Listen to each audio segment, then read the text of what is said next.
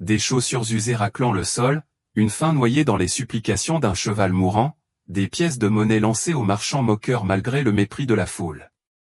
Qu'est-ce qui pourrait causer cela? Les chaussures usées d'Amelia raclaient la terre alors qu'elle traversait le marché aux chevaux, son estomac grognant plus fort que les bavardages autour d'elle. Il a attrapé un sac froissé dans l'espoir d'obtenir quelques restes des vendeurs. L'air bourdonnait d'énergie. Les marchands criaient les prix. Les acheteurs marchandaient pour des chevaux élégants et musclés, dont le pelage brillait au soleil. Les rires débordaient de tous les coins, mais s'éteignirent lorsqu'il atteignit un stand ombragé, à l'écart de la foule. Là, étendu sur le sol, se trouvait un cheval si maigre que ses côtes dépassaient comme une clôture brisée. Sa fourrure inégale pendait en touffe et ses respirations superficielles remuaient à peine la poussière. Amelia se figea. Les yeux du cheval, voilés et faibles, se fixèrent sur les siens. Non seulement ils étaient fatigués, mais ils imploraient une légère lueur de vie, suppliant de ne pas s'éteindre. Il laissa tomber sa veste et s'approcha, le cœur battant. « Qu'est-ce que tu regardes, ma fille ?» La voix rauque du marchand de chevaux traversa ses pensées. Il s'appuya contre un poteau, mâchant une paille, ses lèvres retroussées en un sourire moqueur. Celui-là est terminé. Il ne vaut pas la saleté sur laquelle il repose. Amelia ne répondit pas, elle s'agenouilla à côté du cheval avec sa petite main sur son flanc osseux. Le cheval frémit mais ne s'éloigna pas. Autour d'eux, les murmures de la foule s'amplifiaient. « Regarde cette fille rapace !» se moqua une femme en serrant son châle. « Tu penses qu'elle va jouer une héroïne ? La pauvre est en délire. » Un homme a ri. « Ce cheval est à 2 pas de l'usine de colle. » Ces mots faisaient mal, mais Amelia ne détourna pas le regard du cheval. Elle avait entendu des choses pires sur elle-même, sur ses vêtements usés et ses poches vides. Il fouilla dans sa poche et en sortit une petite liasse de pièces. La somme des semaines qu'il avait passées à fouiller dans les bouteilles et les canettes lui faisait trembler les mains lorsqu'il la proposait au commerçant.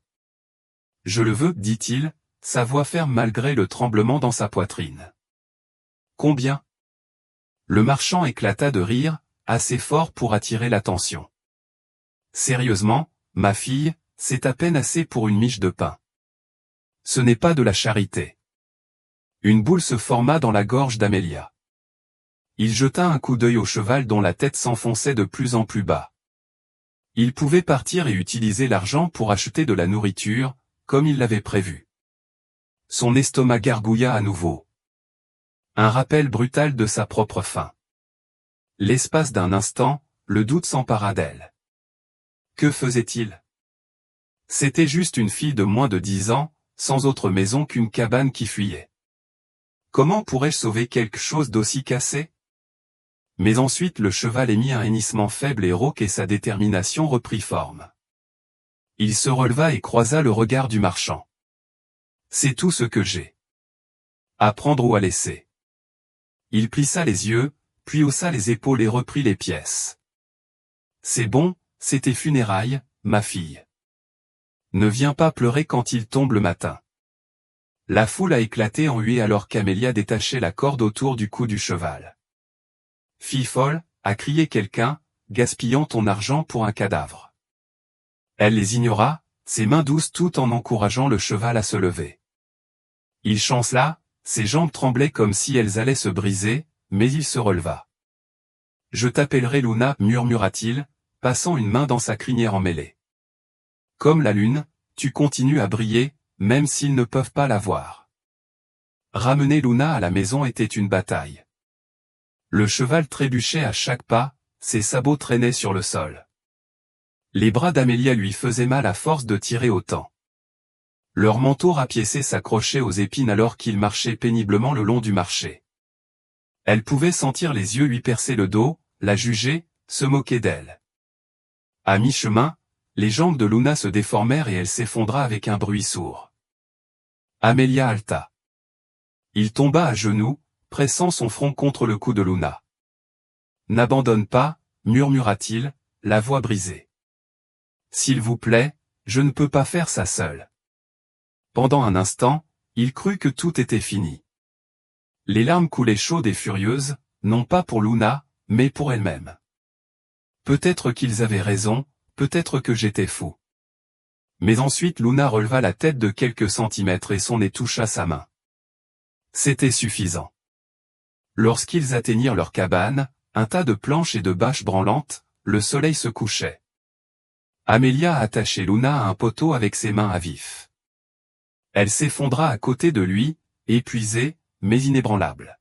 « Je ne te quitterai pas, Luna, dit-il doucement, regardant la poitrine du cheval monter et descendre. La première nuit a été brutale. Luna gisait affalée sur le sol froid et sale de la cabine d'Amelia.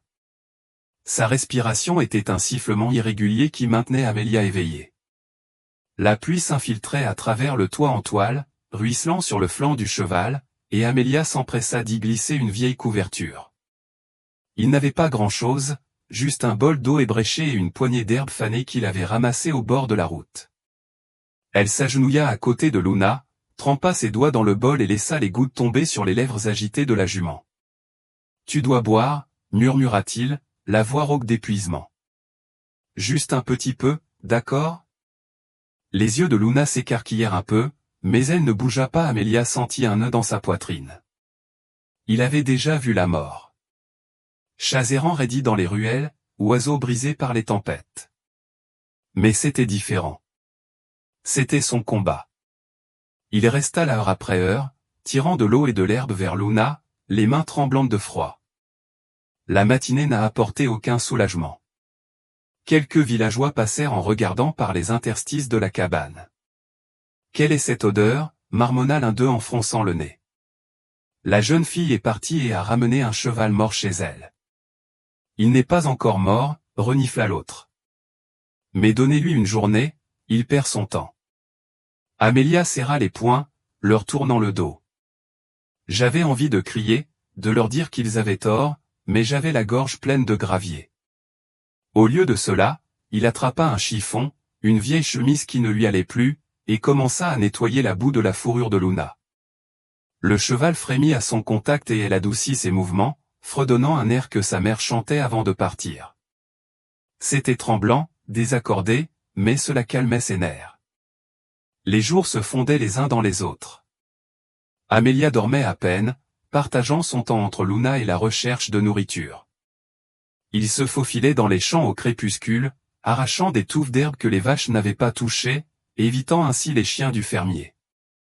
Ses mains étaient couvertes d'ampoules à force d'arracher les racines et son estomac grondait de plus en plus fort chaque jour. Il n'avait rien mangé d'autre qu'une croûte rassie depuis qu'il avait ramené Luna à la maison, mais il s'en fichait. Chaque fois que la tête de Luna s'inclinait, Amelia était là, la soulevant et murmurant « Tu es plus forte qu'il ne le pense ». Le véritable test eut lieu le 5e jour. La respiration de Luna devint plus superficielle et une chaleur fébrile irradiait de sa peau. Le cœur d'Amelia se serra. Je ne connaissais pas grand-chose aux chevaux, seulement ce que j'avais entendu au marché. Mais cela ne s'annonçait pas bien.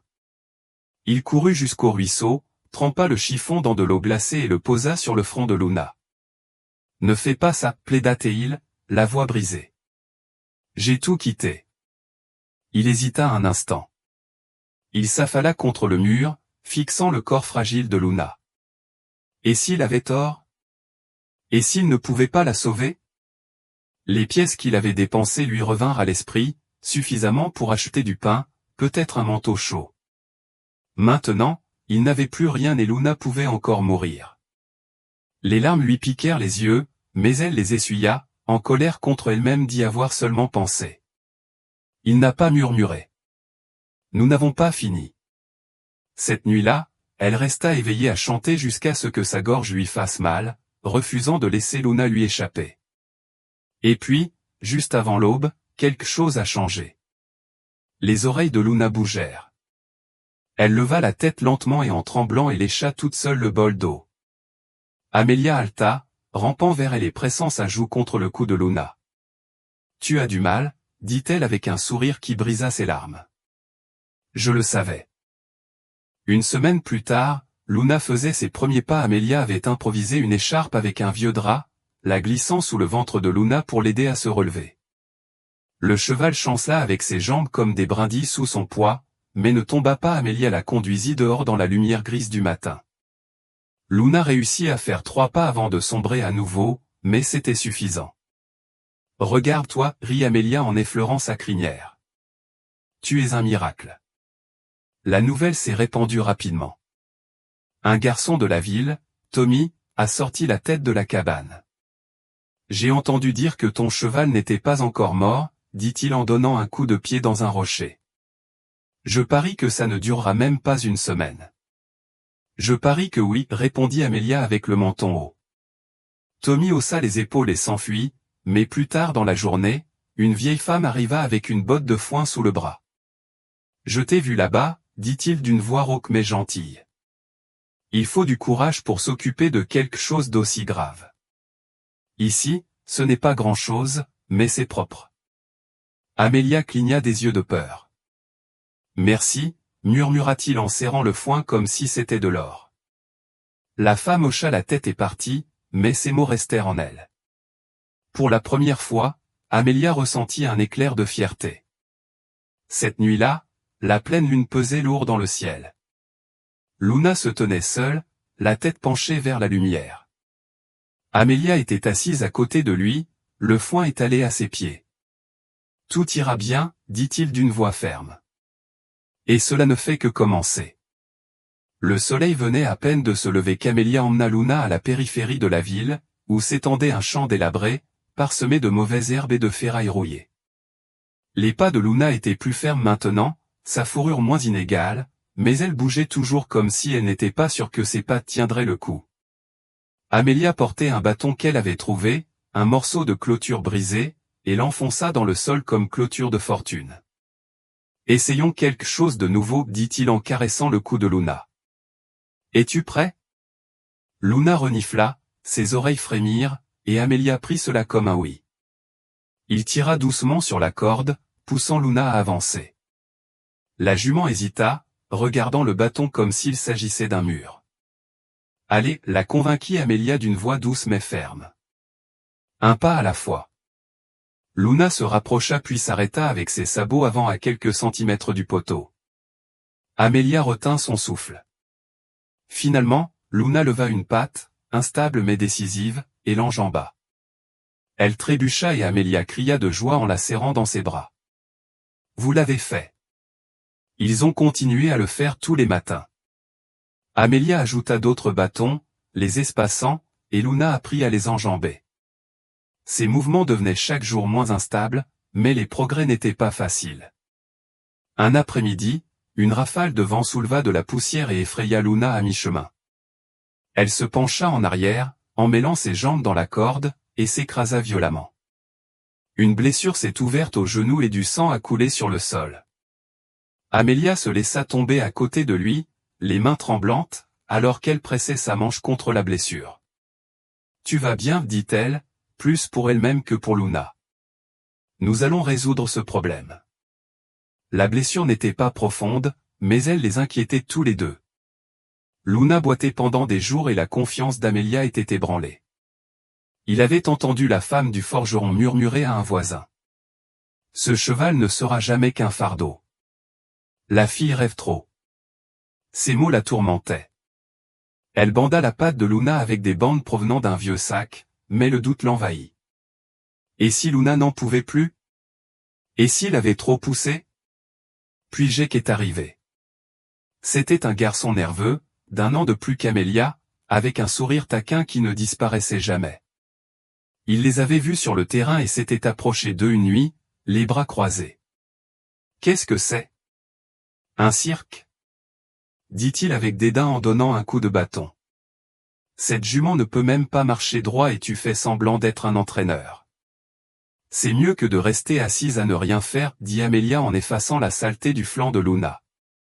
J'écris, vif et malveillant. Je vous parie 10 centimes qu'il trébuche encore au crépuscule. C'est une blague. Et toi aussi. Le visage d'Amelia était brûlant. Je voulais le pousser, lui prouver qu'il avait tort, mais Jake s'est éloigné en sifflotant. Ces mots lui sont restés gravés. Cette nuit-là, il s'assied à côté de Luna, tripotant le bord effiloché de son manteau. Tu as tort, murmura-t-il. Nous n'avons pas besoin de vos paris, nous les avons sous contrôle. Mais sa voix tremblait, et cela ne lui plaisait pas. Le lendemain, il a doublé sa production.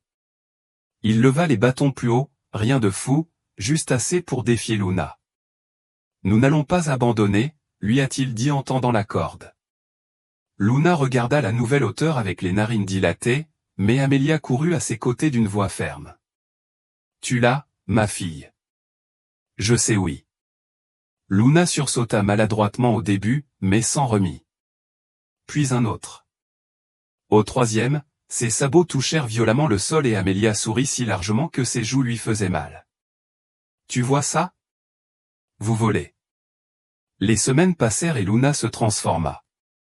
Non seulement il a sauté par-dessus les obstacles, mais il s'est envolé, son corps mince coupant l'air comme une ombre. Amelia courut à côté de lui, essoufflée et riante. La campagne était son royaume. Les villageois ont commencé à rester proches, observant de loin. La femme du forgeron ne disait plus grand-chose, mais son froncement de sourcils s'adoucit. Jake est apparu une fois, a vu Luna sauter et s'est enfui sans un mot. Une nuit, un dépliant en lambeaux a attiré l'attention d'Amelia, cloué à un poteau sur la place de la ville. Épreuve régionale de chevaux, a-t-il déclaré. Ouvert à tous. Prix $50. Son pouce accéléra. Avec $50, vous pourriez acheter de la nourriture, réparer la cabane, peut-être plus. Il arracha le dépliant et courut vers Luna, le tenant comme un trophée. Ça y est, dit-il les yeux brillants. Montrons-leur de quoi vous êtes fait. Luna hennit, repoussant sa main, et Amelia le sentit. Une étincelle de quelque chose de plus grand. Il se tenait sur le terrain alors que la nuit tombait, les clôtures projetant de longues ombres. Êtes-vous prêt pour ça, partenaire? Demanda-t-elle d'une voix basse mais féroce. Luna hocha la tête et Amelia fit de même. Eh bien, faisons-lui avaler ses paroles. Les épreuves régionales étaient pleines de bruit, piétinement des bottes, reniflement de chevaux et voix criant les unes sur les autres. Amelia se tenait au bord de la patinoire, agrippant la corde de Luna avec ses paumes moites. L'endroit était rempli de cavaliers aux vestes impeccables, aux chevaux imposants et polis, aux muscles ondulants sous le soleil de midi. Luna, toujours mince et échevelée, avait l'air de sortir d'une casse. Amelia ajusta son manteau rapiécé, ressentant chaque regard. Regardez le garçon avec le cheval épouvantail. A crié un gars avec un chapeau de cow-boy en donnant un coup de coude à son ami. Les rires résonnaient dans la foule. Amelia serra la mâchoire, mais garda son regard sur Luna, la caressant. Ignorez-les, murmura-t-il. Nous sommes là pour nous. Bientôt, son tour arriva. La voix de l'annonceur retentit dans un mégaphone. Ensuite, Amelia, pas de nom de famille, et son cheval Luna. Quelques rires se firent entendre. Amelia conduisit Luna jusqu'à la ligne de départ, le parcours s'étendant devant elle. Des clôtures 2 fois plus hautes que leurs poteaux, des tours de corde et une section boueuse qui ressemblait à un piège. Il déglutit difficilement puis se pencha plus près de l'oreille de Luna. Nous n'avons pas besoin d'être parfaits, murmura-t-elle. Soyons simplement nous-mêmes. Le coup de sifflet retentit. Luna se précipita en avant, soulevant la terre avec ses sabots. Le premier obstacle se profilait devant eux et Amelia retint son souffle tandis que Luna sautait maladroitement mais sans erreur, atterrissant avec un bruit sourd. La foule se tut, un autre saut puis un virage serré autour d'un tonneau. Luna avait les oreilles en arrière, concentrée, et Amelia courait à côté d'elle en criant. Vous l'avez compris. De la boue éclaboussa ses jambes lorsqu'elles touchèrent la zone glissante, mais Luna continua. Sa démarche est devenue plus audacieuse. À mi-chemin, le désastre s'est produit. Un obstacle vacilla lorsque Luna le heurta. Sa patte arrière s'est accrochée au bord. Il trébucha, faillit tomber en avant, et il y eut un halètement dans les tribunes. Le cœur d'Amelia s'emballa. Calme-toi, crie-t-il en tirant sur la corde. Luna se redressa, se débarrassa de son trébuchement et se précipita vers le prochain obstacle comme s'il s'agissait de quelque chose de personnel.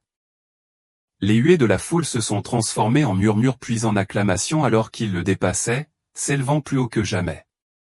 Lors du saut final, Luna était floue, mince, féroce, imparable. Il atterrit violemment et Amelia leva le poing, essoufflée. La minuterie sonna. 142 plus vite que la moitié du terrain, les tribunes ont éclaté, applaudissant et sifflant avec une incrédulité inscrite sur tous les visages. Amelia serra le cou de Luna, souriant tellement ses joues lui faisaient mal. « C'est ma fille. » Les résultats sont arrivés 1 heure plus tard. « Oh !» Amelia et Luna, a annoncé l'annonceur. Il y a eu un rugissement et un juge lui a remis un trophée rayé et un chèque de $50. Elle l'attrapa, hébétée. Un cavalier costaud s'approcha, furieux, le visage rouge. « C'est juste de la chance, cracha Teil. Mon cheval a glissé. Le vôtre ne devrait même pas être ici. » Amelia croisa son regard, calme comme un roc.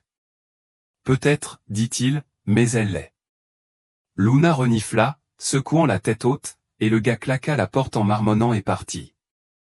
Autour de lui, les gens se rapprochaient, non pas pour se moquer, mais pour rester bouche bée, certains même en souriant.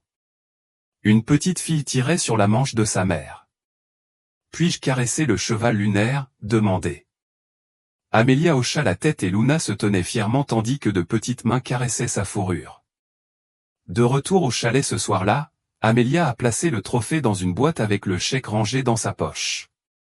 Il se laissa tomber à côté de Luna, qui grignotait le foin du dernier cadeau de la vieille dame. « C'est à toi, dit-il, posant une main sur le côté de Luna. Vous leur avez montré ce que nous valons. » Les acclamations du public résonnaient encore dans ses oreilles, mais ce qui comptait le plus était la respiration régulière de Luna. La nouvelle du procès s'est répandue comme une traînée de poudre. À la fin de la semaine, des gens des villes voisines ont commencé à arriver, regardant Luna à travers les interstices de la cabane. Certains ont proposé de l'argent liquide, 50, puis $100, pour l'acheter. « C'est une championne maintenant », a déclaré un homme coiffé d'un chapeau fantaisie, agitant une liasse de billets. Amelia secoua la tête, les bras croisés. « Ce n'est pas à vendre. C'est ma famille. » L'argent de la victoire ne resta pas longtemps dans sa poche. Amelia l'a échangé contre du bois et des clous et a construit une petite grange derrière la cabane. Ce n'était pas luxueux, mur tordu, toit en tôle, mais c'était le sien. Il porta Luna à l'intérieur, souriante. « Plus de fuite, dit-il en tapotant le sol sec. Luna hennit, s'installant comme si elle était d'accord. Puis les animaux errants sont arrivés. Un fermier a laissé un poulain avec une jambe tordue et a dit « Je ne peux pas le garder. Je pensais que tu pouvais. » Amelia l'a nommé Sol et lui a construit une écurie à côté de celle de Luna. Bientôt une autre apparut, une jument trop vieille pour labourer. Amelia les a tous accueillis avec les mains calleuses à cause de la réparation des clôtures et du mélange des aliments. Luna les regardait, calme et ferme, comme si elle connaissait la procédure. Les années passent, l'écurie s'agrandit, s'étire jusqu'à devenir un pâturage inégal, où pèsent une douzaine de chevaux, chacun rebuté, chacun renaissant. Amelia, désormais plus grande, avec son manteau changé pour une veste rapiécée, travaillait de l'aube au crépuscule. Les enfants de la ville commencèrent à traîner, prêtant main forte aux corvées. « Tu es comme un chuchoteur de chevaux », lui a dit un jour Tommy, plus âgé et moins arrogant. Elle haussa les épaules. « Non, j'écoute juste. » Par un après-midi frais, Amelia se tenait près de la clôture avec Luna à ses côtés. Le museau de la jument était gris, ses pas lents, mais ses yeux brillaient toujours sous la lune. Sol galopait avec sa patte désormais forte, menant le troupeau. Amelia sourit, posant une main sur le côté de Luna. « C'est toi qui as commencé, dit-il doucement. Vous m'avez montré que chaque vie vaut la peine d'être sauvée. » La lune était pleine, baignant le champ d'argent. Luna se pencha vers elle et Amelia sut que c'était son héritage, une lumière que personne ne pouvait éteindre.